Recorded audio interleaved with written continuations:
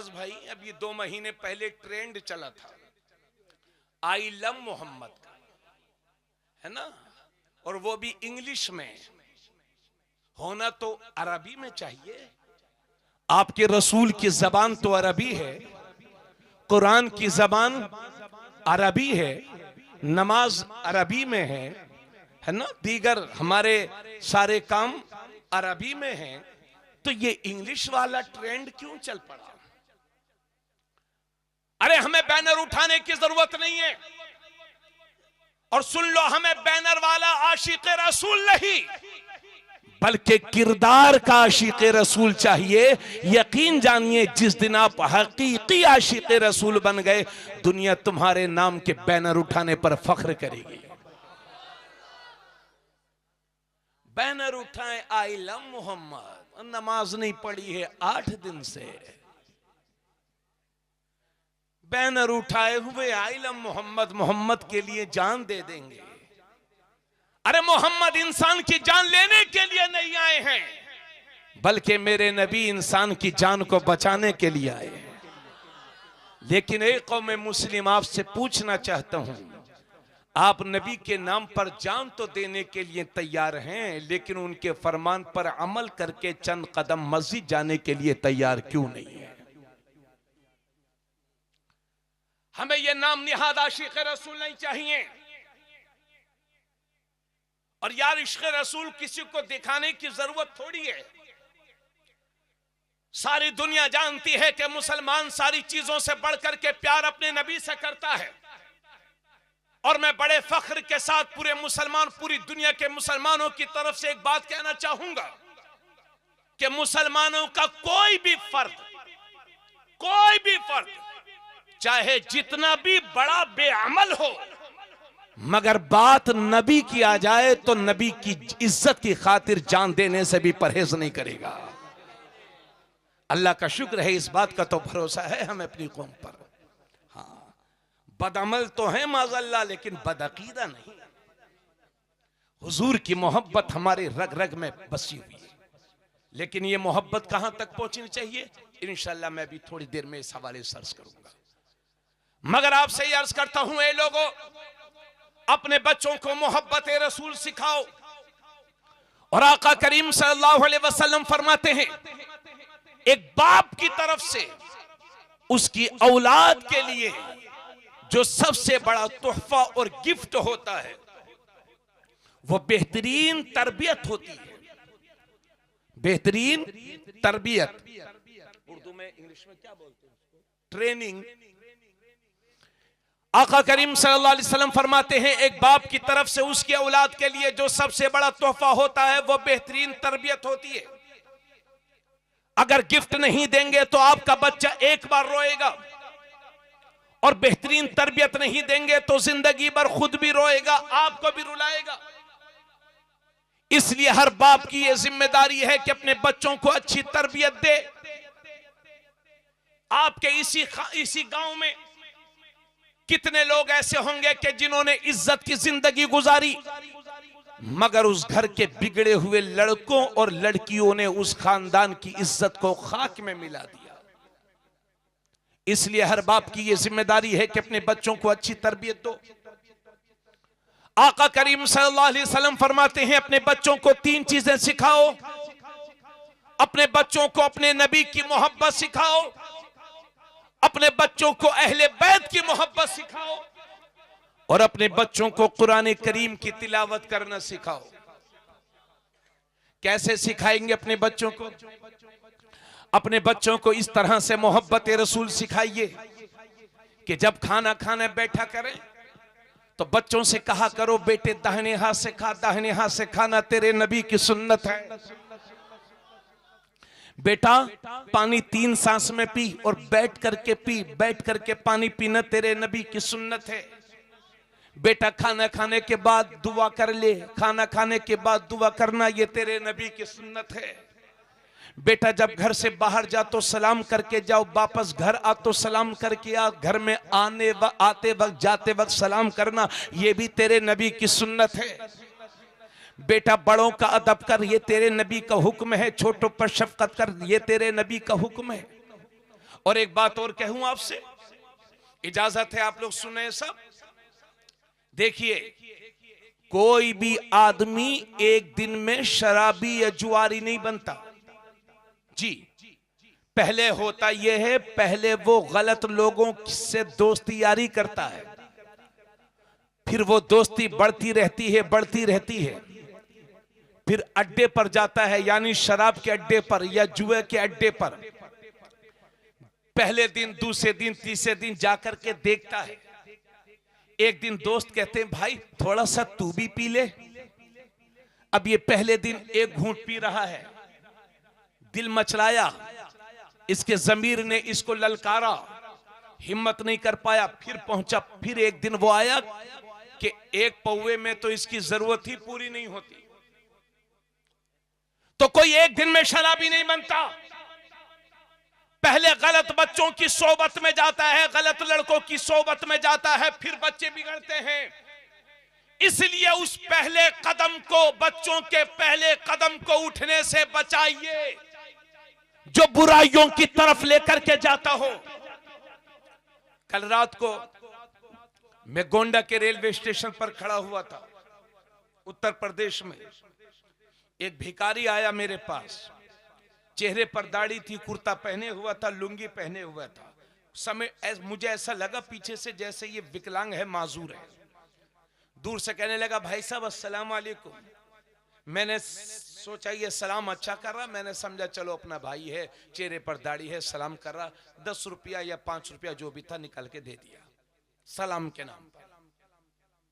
और जैसे ही मेरे पास से थोड़ा सा हटा, कुछ बोलना चाह रहा था, मुंह से शराब की बदबू आ रही थी। यह हाल है हमारी कौम के, माफ करना मुझे।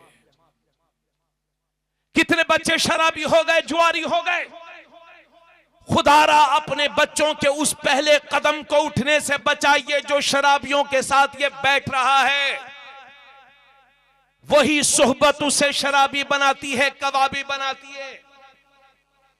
तो हर बाप की यह जिम्मेदारी है कि अपने बच्चों को बुरी सोहबत से बचाए। बचाएंगे इंशाअल्लाह, अच्छी तरबियत देंगे बच्चों को। गौर से सुनिएगा। तो अपने बच्चों को मोहब्बत रसूल सिखाओ, है ना। बल्कि अभी चंद दिन पहले मैं एक किताब पढ़ रहा था, तो उसमें मैंने पढ़ा कि बच्चों को सबसे पहले ईमान सिखाना चाहिए। जब बच्चा 2-3 साल का हो तो ये मत कहा करो बेटे पापा बोल पापा, ना, उससे कहा करो बेटे अल्लाह बोल अल्लाह। बेटा हमें किसने पैदा किया? अल्लाह ने। बेटा मारता कौन है? अल्लाह। बेटा रोजी कौन देता है? अल्लाह। बेटा हमें खाना, तो बच्चा है ना, बेटा हमें खाना कौन खिलाता है? तो वो कहेगा अम्मी। उससे करना बेटा अम्मी नहीं अल्लाह। ये सिखाओ। बेटे दुनिया में सबसे अजीम हस्ती कौन है? रसूल, अल्लाह के बाद रसूलुल्लाह। बेटे चांद के 2 टुकड़े किसने किए? हुजूर ने। बेटे डूबे हुए सूरज को किसने पलटाया? हुजूर ने। मेरे नबी के मौजज़ात का जिक्र किया करो, मेरे नबी की अजमतों की बातें किया करो। अपने बच्चों के सामने सैयदा फातिमा ज़हरा की अजमत की बात किया करो, हसनैन करीमैन की शुजात की बात किया करो, मौला अली की शुजात की बात किया करो, हजरत उस्मान गनी की सखावत की बात किया करो, हजरत उमर के अदल की बात किया करो, सिद्दीक अकबर के इश्क रसूल की बातें किया करो। ए लोगों, तुम्हारे घरों में जिक्र खैर होना चाहिए, जिक्र रसूल होना चाहिए, जिक्र सहाबा होना चाहिए। अपने बच्चों को इश्क रसूल सिखाओ। अल्लाह का फजलो करम है, हम अपने नबी से ऐसी मोहब्बत करते हैं, ऐसी मोहब्बत करते हैं कि कोई हमारे बाप को गाली देता है तो हम बर्दाश्त करेंगे, हमारे खानदान को गाली दे तो बर्दाश्त करेंगे, हमारी आला औलाद को गाली दे तो बर्दाश्त करेंगे। लेकिन रसूलुल्लाह के खिलाफ जबान से निकलने वाला एक जुमला भी नाकाबिले बर्दाश्त है। जो जान मांगो तो जान देंगे, जो माल मांगो तो माल देंगे, मगर ये हमसे कभी ना होगा, नबी का जाहो जलाल देंगे। नारे तकबीर, नारे रिसालत, अज़मत मुस्तफा, अज़मत मुस्तफा, नारे तकबीर, नारे रिसालत। हजरत गिरामी, एक बात पूरा मजमा सुनेगा, कमेटी वाले जहां हो, जहां मेरे दोस्त नौजवान मिंबरान हो, सब सुने। बड़े भाई अच्छा जाओ यार जाओ, बंगाल वाले सुनते कहां हैं किसी की? सुनते तो सत्ता परिवर्तन न हो जाता। नहीं सुनते ही लोग, नहीं सुनने भी नहीं चाहिए, लेकिन हमारी तो सुन लिया करो। तवज्जो चाहूंगा, आज के जमाने में भाई, एक जमाना वो था कि उलमा मदरसों से फारिग होते थे और मुफ्ती भी मदरसों से फारिग होते थे। आजकल मदरसों से कम मुफ्ती पैदा हो रहे हैं और ये फेसबुकिया मुफ्ती बहुत हो गए हैं। हाँ, गूगली मुफ्ती, यानी कोई मसला सीखना हो तो आलिम के पास बाद में जाएंगे, पहले गूगल से तलाश लेंगे, फिर इमाम साहब का भी इम्तिहान ले लेंगे। इन गूगली मुफ्तियों से, फेसबुकिया मौलवियों से दीन को बहुत नुकसान हो रहा है। और ये आजकल एक नए नए फिरके भी निकल रहे हैं। कोई कह रहा हम मौलाई हैं। क्या है भाई मौलाई? तो क्या मौलाई? अरे मौलाई तो सब है, मगर ये वाला मौलाई हमें नहीं चाहिए जो हजरत अमीर मुआविया का गुस्ताख हो। नबी और रसूलों के बाद सबसे बड़ा दर्जा किसका है? हजरत अबू बकर सिद्दीक का, उनके बाद हजरत उमर बिन खत्ताब का, उनके बाद हजरत उस्मान गनी का, चौथे खलीफा अमीरुल मोमिनीन हजरत अलीउल मुर्तदा रज़ियल्लाहु ताला अन्हु हैं। हजरत एक बात मेरी सुनिएगा, मैं ये कह रहा हूं कि दौरे हाजिर में गुमराहियत बढ़ क्यों रही है, उसकी वजह सुनियो। सुनना मेरे भाई, इस दौर में गुमराहियत बढ़ क्यों रही है? आइए मिशकात शरीफ की एक हदीस आपके सामने पेश कर रहा हूं। पूरा मजमा मेरी तरफ देखे और हदीस को सुने। यह मिशकात शरीफ की हदीस है जो 1-2 महीने पहले मैंने पढ़ाई भी है और यह हदीस पढ़ी भी है। तवज्जो चाहूंगा। हजरत उमर रज़ियल्लाहु ताला अन्हु, सब लोग आंखें खोलें और मोहब्बत से कहें या उमर। मैंने हजरत उमर का नाम इसलिए आपकी जबानों पर से कहलवा लिया ताकि शैतान भाग जाए। इजाजत है बोलूं, अर्ज करूं बात? सुनना मेरे भाई और मां बहनों, सुनना आप भी। हजरत उमर रज़ियल्लाहु ताला अन्हु एक बार मेरे नबी की महफिल की तरफ तशरीफ ला रहे थे। रास्ते में यहूदियों की मजलिस सजी हुई थी, तो हजरत उमर रज़ियल्लाहु ताला अन्हु यहूदियों की मजलिस में, यहूदियों की महफिल में चले गए। गौर से सुनना, फिर दोहरा रहा हूं, फिर से सुन लीजिए, जाया ना हो जाए, बहुत कीमती बात है। हजरत उमर रज़ियल्लाहु ताला अन्हु मेरे नबी की महफिल की तरफ तशरीफ ला रहे हैं।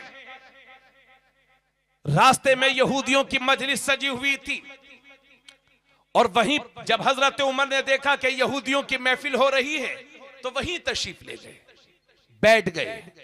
यहूदियों की बातों को गौर से सुनने लगे तो यहूदियों की कुछ बातें हजरत उमर को पसंद आ गई।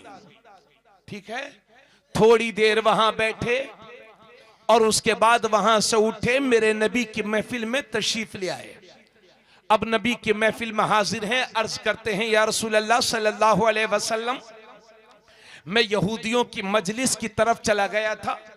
या रसूल अल्लाह आपकी महफिल की तरफ आ रहा था, रास्ते में यहूदियों की मजलिस हो रही थी, मैं वहां चला गया।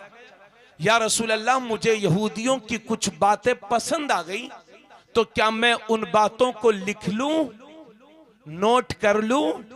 सामईन तवज्जो, हजरत उमर अर्ज करते हैं या रसूल अल्लाह मुझे यहूदियों की कुछ बातें पसंद आ गई तो उन्हें लिख लूं, नोट कर लूं?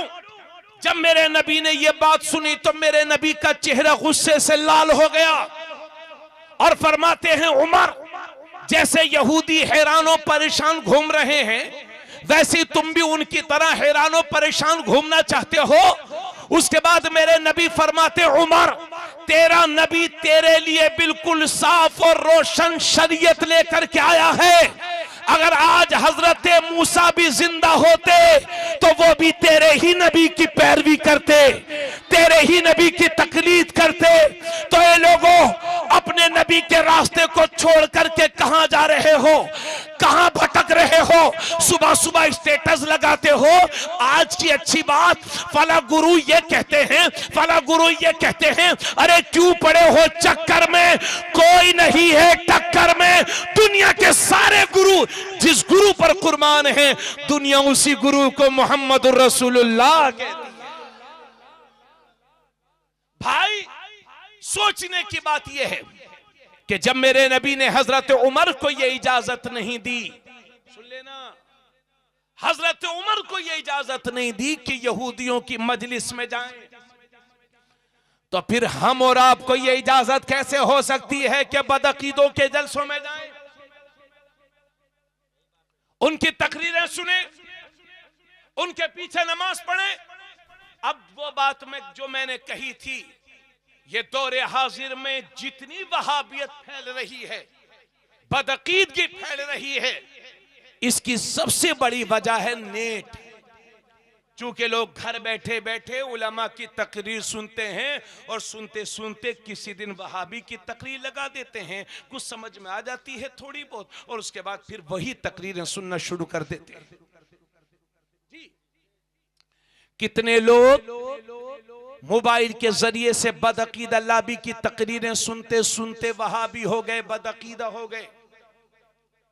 इसलिए आपके लिए यह लाजिम और जरूरी है कि नेट के जरिए से भी सिर्फ सुन्नी उलमा की तकरीरें सुने। भाई, अगर एक बाल्टी दूध में शराब का एक कतरा डाल दिया जाएगा तो मुझे बताइए कि दूध पीने के काबिल रह जाएगा? नहीं, नहीं रह जाएगा। एक बाल्टी पानी में अगर पेशाब का एक कतरा डाल दिया जाए तो कोई पानी पिएगा? तो अगर कोई पूरी जिंदगी अल्लाह अल्लाह करता रहे, हुजूर की तारीफ करता रहे, मगर मेरे नबी की शान में अदना सी भी गुस्ताखी कर दे तो वो मोमिन रह जाएगा? नहीं। बस यही आपसे कह रहा हूं कि इनकी मीठी मीठी बातों के चक्कर में मत पड़िए और अपने अकीदे की हिफाजत कीजिए, ईमान की हिफाजत कीजिए, है ना? ये देखिए, ये मेरे हाथ में 50 का नोट है। आप गौर कीजिए, इसमें पहले बना है 5, एक जीरो और लगा दीजिए, 50 हो गया। एक जीरो और लगा दीजिए, माल बनेगा 500 रुपया। उसी पर एक जीरो और लगा दीजिए, माल बनेगा 5000। उसी पर एक जीरो और लगा दीजिए, माल बनेगा।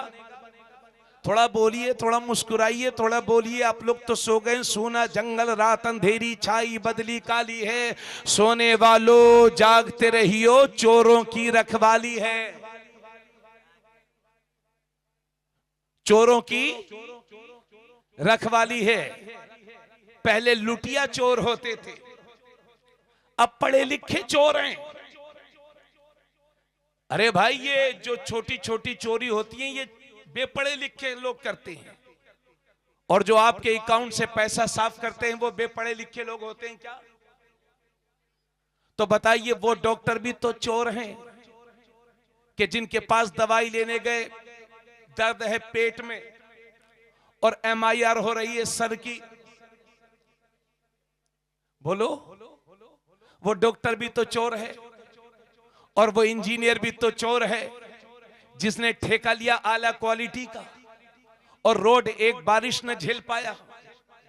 और वो मौलवी भी तो चोर है जिसका कोई मदरसा नहीं है और रमजान में रसीद लेकर निकल जाता है। तो हर किस्म के चोरों से बचिए। इन माल वाले चोरों से ज्यादा खतरनाक है ईमान चोर। ईमान पर डाका डालने वाले, डाका डाले ईमान के डाकुओं से अपने ईमान की हिफाजत कीजिए।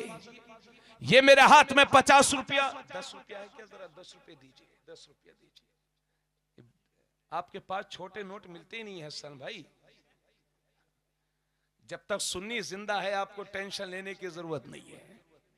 मेरे मदरसे में कभी कभी हमारे स्टाफ के लोग हंसी करते हैं, मौलाना साहब रात में कहाँ गए थे, मैं बता देता हूँ। तो कहने लगे संभालना। मैंने कहा जब तक सुन्नी जिंदा है तब तक तो टेंशन है नहीं, और जिस दिन सुन्नी जिंदा नहीं रहेगा तो मैं जिंदा रह के करूंगा क्या? ये मेरे हाथ में 10 का नोट है। इसमें आप देख रहे हैं पहले बना है 1, उसके बाद बना है 0, इसी पर 1 0 और लगा दीजिए, माल बना 100 रुपया। उसी पर 1 0 और लगा दीजिए, माल बना 1000। उसी पर 1 0 और लगा दीजिए, माल बना 10,000।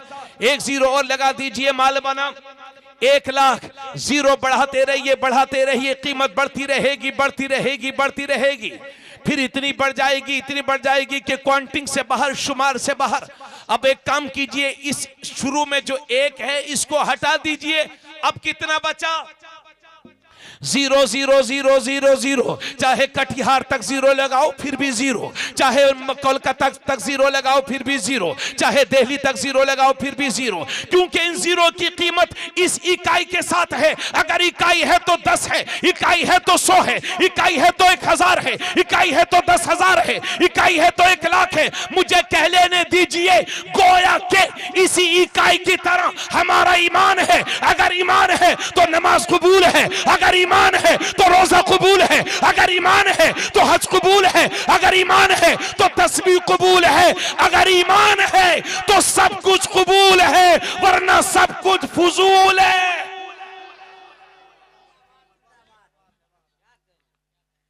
इसलिए अपने ईमान को खुले कुफ्र से भी बचाओ और छुपे कुफ्र से भी बचाओ। बात समझ में आ गई आप हजरात के? अच्छा, छोटी सी एक मिसाल और देख लीजिए। आप मुझे देख रहे हैं ना, मैं बोल रहा हूं, आप देख रहे हैं मुझे, लेकिन जब तक बोलूंगा बाबू, जब तक बोलूंगा, जब तक बदन में जान है, और जैसे ही बदन से जान निकलेगी तो बोल पाऊंगा, आप लोग सुन पाएंगे। तो पता चला हमारा जो जिस्म है इसके अंदर एक आत्मा है, रूह है, और जिस दिन बदन से रूह निकली है, जिस्म किसी काम का नहीं। पता चला कि असल रूह ही है, आत्मा ही है।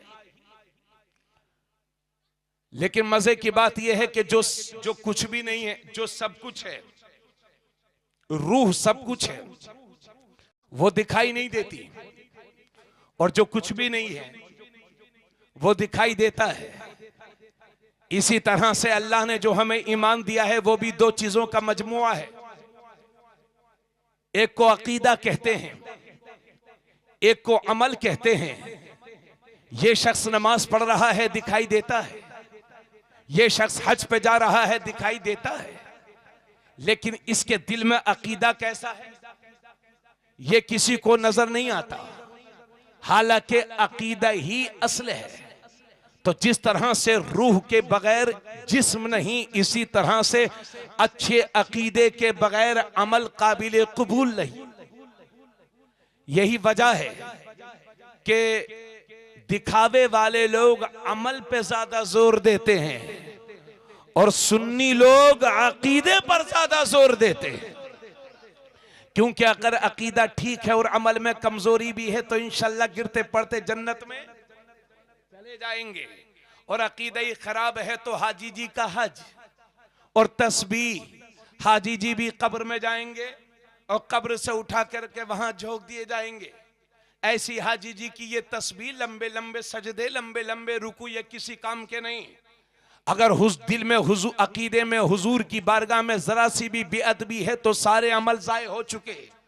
तवज्जो। तो मैं अर्ज कर रहा हूं कि खुले कुफ्र से भी बचो, छुपे कुफ्र से भी बचो, और अपने बच्चों को आशिक रसूल बनाओ, हुजूर का चाहने वाला बनाओ, हुजूर से मोहब्बत करने वाला बनाओ, औलिया अल्लाह से मोहब्बत करने वाला बनाओ, गौसो ख्वाजा से मोहब्बत करने वाला बनाओ, वारिसे पाक मखदूम सिमना से मोहब्बत करने वाला बनाओ, और दौरे हाजिर में इमाम अहमद रजा का चाहने वाला भी बनाओ। इतनी बातें कहने के बाद अब बड़ी तवज्जो के साथ ये बात भी सुन लीजिए। हजरत अल्लामा शकीबुल हसन साहब इमाम है ना, अगर ये मेरे कान में कहें कि मौलाना साहब ये बात बोल दीजिए और मैं ना मानूं, तो दूसरी बार मुझसे कहेंगे कि हजरत शकीबुल हसन ये कह रहा था, ये भी बोल दीजिए, फिर भी मैं ना मानूं, तो हजरत तीसरी बार मुझसे सख्त लहजे में कहेंगे कि हजरत शकीबुल हसन ये अर्ज कर रहा था कि ये भी बोल दीजिए, फिर भी मैं ना मानूं तो बोलो ये नाराज होंगे कि नहीं?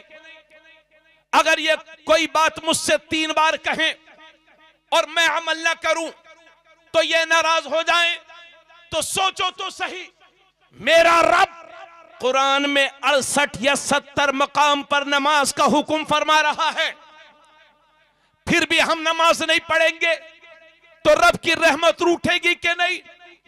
रब नाराज होगा कि नहीं? आज मुसलमानों के सामने जो सबसे बड़े बड़े मसाइल खड़े हुए हैं, उसकी सबसे बड़ी वजह यह है कि हमने अपने रब के हुजूर सजदे करना छोड़ दिया है। बस थोड़ी सी देर और तवज्जो सुनिए।